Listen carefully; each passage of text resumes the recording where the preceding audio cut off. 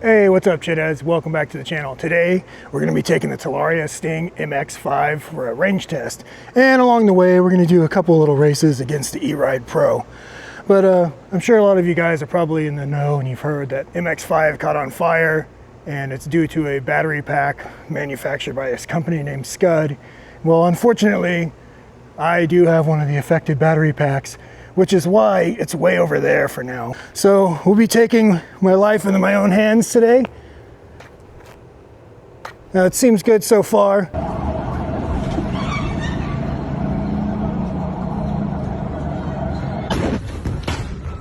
So guys, I don't recommend riding if you have the Scud battery pack, but we're gonna do a range test, and it's gonna be interesting to see how this range test compares to once I get a Greenway battery replacement. Put on your safety gear, because you're in for a doozy today. Come on, let's get going. Reading the comments is funny. Everyone's like, oh, E-Ride for the win. Hey guys, I bought both of these bikes with my own money, so don't think I'm biased here, but yeah, this battery pack might burn down your whole house, might have a atomic fallout, the equivalent to Hiroshima or Nagasaki. But this E-Ride Pro battery, you notice that the lid on it looks nice and new? Yeah, that's because my battery cables melted to it and I had to switch out the lid of my battery. So guys, don't go thinking you're all perfect because you prefer one brand or the other.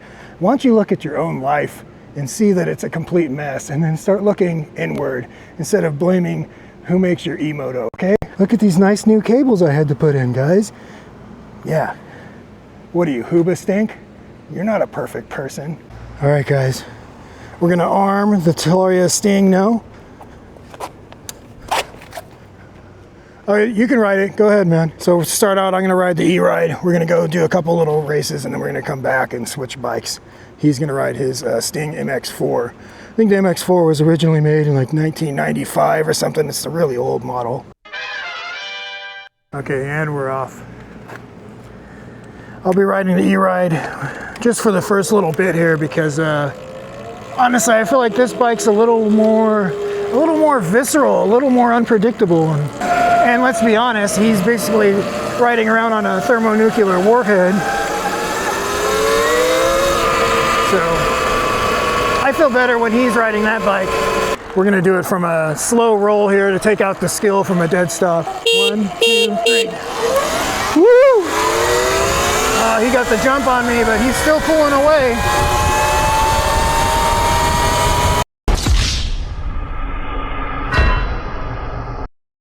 One, two, three.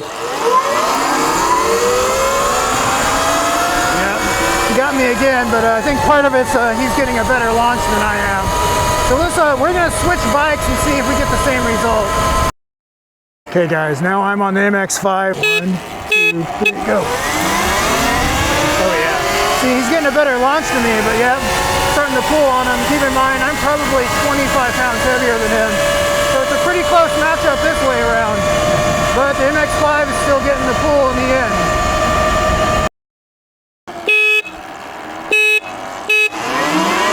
I got a better start that time. We're neck and neck, neck and neck. I'm pulling on him though. Oh yeah. So this thing is faster for sure.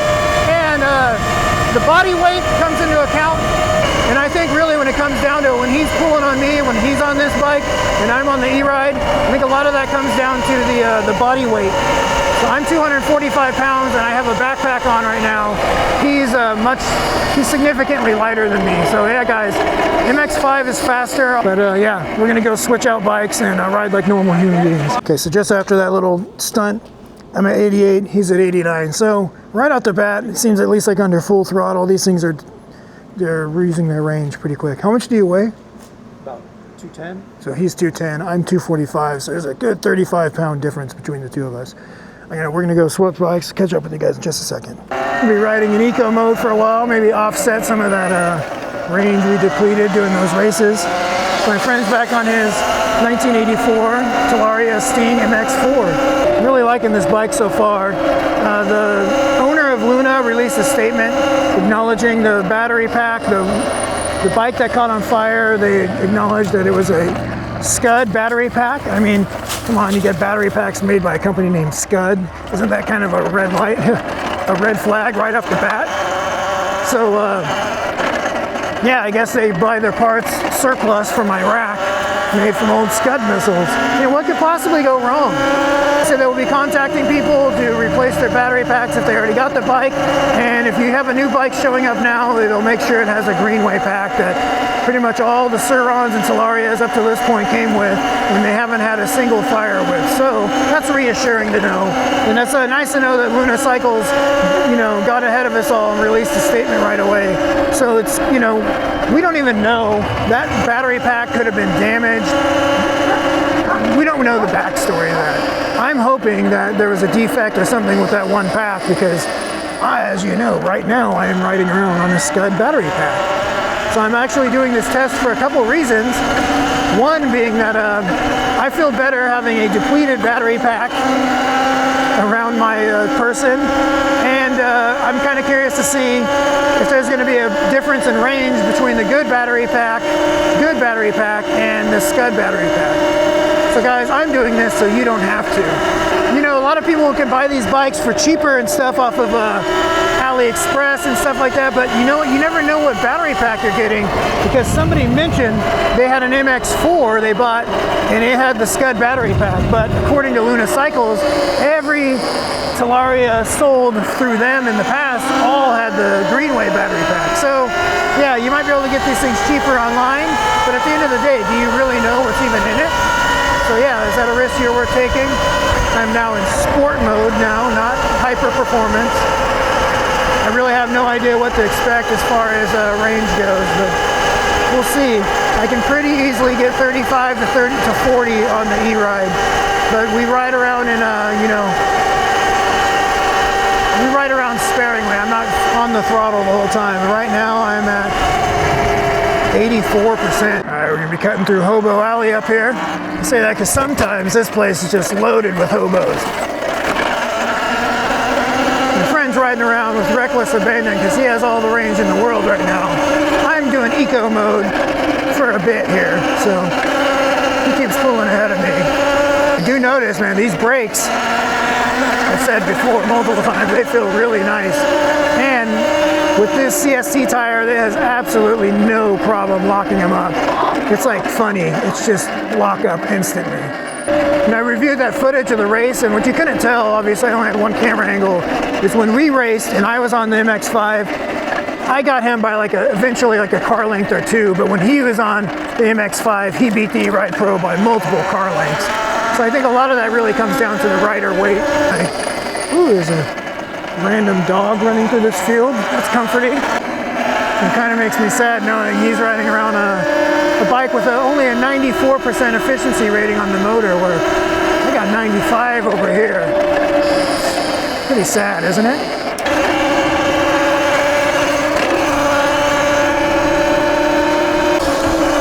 So I'm at 76% battery right now, just about 8 miles. So let's see. Do a little bit of hill climbing here.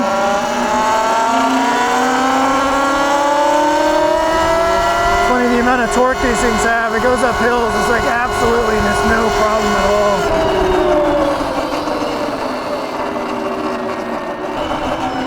And we can get a little bit of power back in here with my regenerative brake.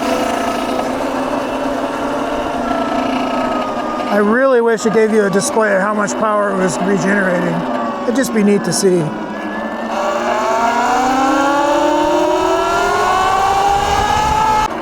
Do a little bit of urban exploration here, which I think these bikes absolutely excel at.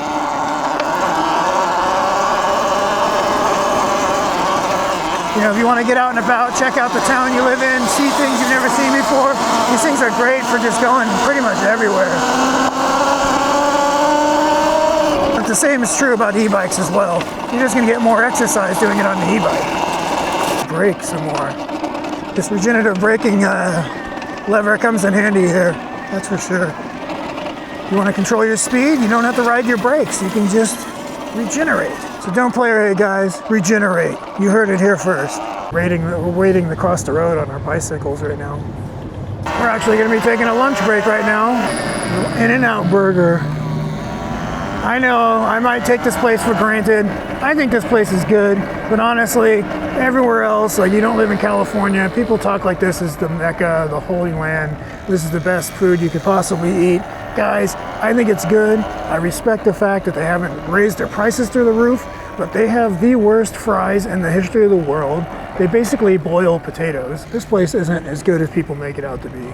Since we're waiting exceptionally long for our food, wanted to go over some of the changes between this and the MX4. Obviously this has these massive beefy boy brakes. I put on the graphics kit. Let me tell you guys, the graphics on the MX5 are awesome. I just can't wait for the MX6. Those graphics should be great. The fork's different for sure, different rebound adjustments and everything. The seat is cushier. And let's go over to this 1985 Talaria MX4 here. So he's pretty much changed everything that's been an issue on these. He's got the upgraded pegs, but his seat, it still feels pretty cushy, but definitely the MX5 seat is a little more. He has these pathetically small little brakes. I think he got these off of Huffy. MX5 has a color screen. This one does not. I mean, overall, these bikes look pretty similar, minus mine has the graphics installed. Yeah, upgraded pad. He's got this upgraded Shimano pads with these little heat sinks on them here. It looks like the gearbox is smaller on MX4. There it is on MX4. Oh yeah. That looks definitely beefier on the MX5. That's definitely a bigger gearbox. Another difference is look at that hub in the rear. That's definitely more like a mountain bike style hub. Look at the beefy boy we got on here. They really upgraded the rear hubs, and front and rear hubs on these are straight pull spokes. Those are really nice. That's something you totally see on a mountain bike. Those look significantly beefier. I'd say 20 to 25% more beefier. There it is, guys. In and out. I got my fries animal style, hoping that it'll make it more digestible than the regular boiled french fries they have. And here is the double here. No tomato, no onion. Hey guys, don't get mad at me. I said this place is overrated. It's good. However, I don't think it's really worth waiting in exceptionally long drive-through lines or waits to come here and eat the hamburgers. And I do realize it's a bit hypocritical because I am here right now doing exactly what I'm saying that we shouldn't do, but we were just right in the neighborhood. I wouldn't go spend an hour or two locating in and out and coming here to eat this food. But you know what? Feel free to tell me why you think I'm wrong in the comments. I wanted to point out now that we're done eating, we're sitting right by the dumpsters here and we're just catching a whiff of dumpster juice. And I wanted to ask, why do all dumpsters smell the same? It's like no matter what trash you put into a dumpster, at the end of the day, it ends up all smelling the same. Somebody explain that one to me. Why does all dumpster juice smell the same? The world may never know. Got all these people waiting for their tasty hamburgers. Little do they know, I just ate. I'm better than all of these people here. But we're outlaw. Uh-oh. Hey, not the police, guys. Be cool, be cool, be cool, be cool. We cool. Guys, we're just on our way to church right now. We have a bake sale going on at church, and we want to go ahead and make sure we get the homeless feeded, and okay, I think we're safe. Ooh. Woo! Hyper performance, guys. I don't have enough. I don't want to dilly-dally around with just regular performance. I prefer hyper performance. Man, this bike is quick. I really like the throttle mapping on here. It's got a longer pull, but it's like the more you pull that throttle, the more power you get. We're on a multi-use trail, so we're not going to be complete animals right now. Plus, I just got a new lease on life after we just rode by those cops. We just were riding dirty by those cops. These CST tires aren't too bad, but all in all, the Shinko 244s I have on my E-Ride, and what he has on his bike there are so much better for leaning corners because there's no gap in the tread pattern. So you lean and it's just like one smooth transition the whole time. Man, this is where the suspension feels nice. I mean, this isn't the roughest road at all, but it's like I don't even notice this. I don't notice it. That's the good part. Like we're just gliding right over this. I think on the E-Ride, I kind of just noticed the ruts in the roads more. This one, you were kind of just floating right along top of it, which is what I want for my dirt bike suspension. Oh yeah, this feels nice. suspension's just eating all this stuff up. To me, the power is nice on this bike, but the real highlight are the brakes and the suspension are just top notch, really nice. The range test continues, ladies and gentlemen. Actually, I've seen my demographics. It's just all gentlemen. You know, it's funny, they mentioned that these bikes came with the Scud battery pack as a clerical error from Talaria, which is kind of funny. I mean, that's what I told my wife when this bike showed up. I was like, what? I didn't order that. It must be a clerical error, right? So guys, if you ever need to get out of jail free, hey, it was just a clerical error. Now, I don't know what happened on the back end, but I really like that they're taking accountability for it. It was okay, it was a clerical error. Look, I'm the victim here, really. I'm just kidding about that, by the way, guys. I didn't tell my wife that because I don't have a wife. That's why I have 12 bikes at my house. Guys, you think if I was married, I'd have 12 bikes? No. I'd be at home doing chores right now. But instead, I'm acting like a 20-year-old on my E-Moto. We're cutting through some neighborhoods here, guys. I have become like a little urban explorer. I know all the little nooks and crannies to take on bike trails. That's one side effect, you know, you start riding these things around, you're gonna find every little back road and shortcut that you can possibly think of. Get some more back roads. I do like how this has the 3 different modes, but I honestly kind of like the switch better on the E-Ride, because now I have to, like, when I hit the mode button, I have to press it and look down to see what mode I'm in. So I do switch between Eco and Sport and Hyper Sport a bit. It's probably not going to be an issue if you stay in Hyper the whole time or Sport the whole time, but I like to switch between my modes, and having it on this little button here requires you look down rather than just knowing which position of the switch is what.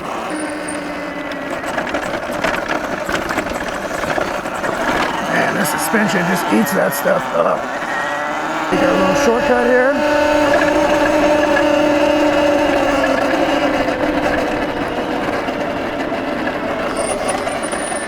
All right, guys, we're about 51%. I'm showing 19 miles, so it's not too bad. It looks like we're on pace to doing 40, but any of you guys familiar with these electric vehicles, you know these batteries don't like to drain down in a linear fashion. So sometimes once they get under 50, they go down really fast. MX4 is at 60% battery and 14 miles. So he's starting to catch up with me, even though I have more miles on mine. I'm only at 51%. Oh yeah, riding into a much needed headwind right now. You can just feel I'm getting actively cooled off. Feels nice. Cruising right about 30, 35 miles an hour through here.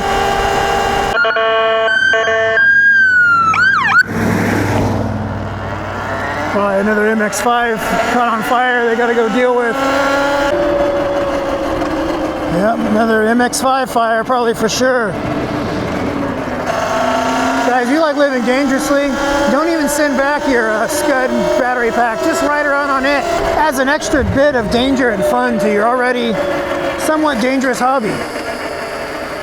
What if I told you guys the real treasure wasn't the MX5 at all?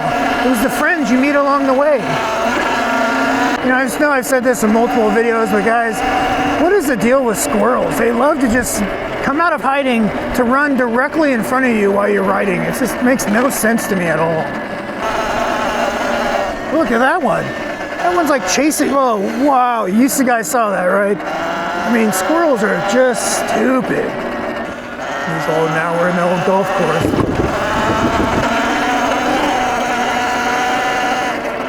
Well, it turns out we're actually stuck in this field and have to go out the same way we came in. It's all par for the course, guys. Ah, you get it? It's a golf course joke.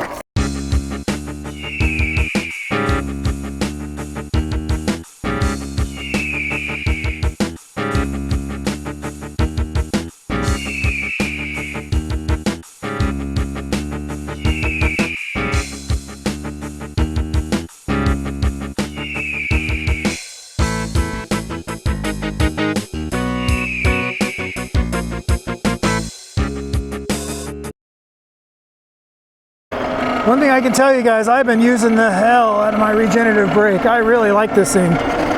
positioning on it, I don't know if I'm crazy about it, but I'm using it a lot. But I feel like I have to think about it before I use it. It's not completely intuitive yet. And I've been riding eco and sport mode, not so much hyper performance mode, but I did quite a bit in the beginning, obviously, when we were racing the E-Ride.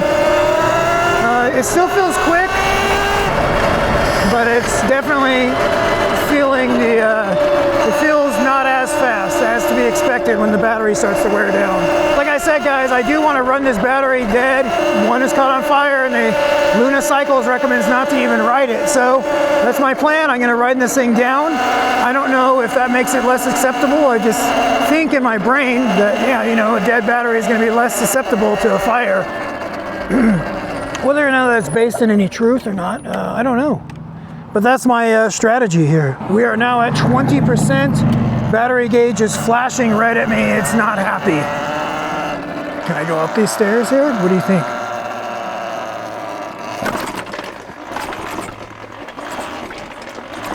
Woo! Still getting used to that sensation. 19%. 32 miles. Really close to home now. 8% battery. 8% left, 36 miles. You know, let's try hyper performance mode now. Let's see what it feels like with 8% battery left. Yeah, there's nothing hyper or performance about the mode now. It feels very, very decreased in the power department, where I can't really even tell you the difference between eco and hyper performance mode now. So, we're just gonna make some laps until the battery dies. 7%. 6%, 37 miles now, 5%, this thing's feeling slower and slower, 4%, I'm kind of over this now, to tell you the truth, guys, 3%, 38 miles, 2%, at this point I can't really go past 22 miles an hour, the bike is dead, ladies and gentlemen. So there you have it. I got 38 miles, I'm showing 1% left on here, and a bike won't even stay on, it just says air 38 after a couple seconds. So I think that's pretty decent range. That's a kind of real world mix. I used eco mode, sport mode, and hyper performance. But guys, let's be honest, if you're gonna be riding this thing really hard, you're gonna have no problem killing this thing in under 30 miles. I use eco mode and sport mode on my E-Ride, and I ride it every time. But yeah, guys, so far I really like this bike. Suspension's great. It seems it's a little bit faster than the E-Ride. And price point's hard to beat. But anyways, guys, don't forget to like, comment, share, subscribe, and we'll catch you in the next one. Peace. Just got done on a range test, guys. Now it's time to recharge the MX5. Here's how I'm gonna do it.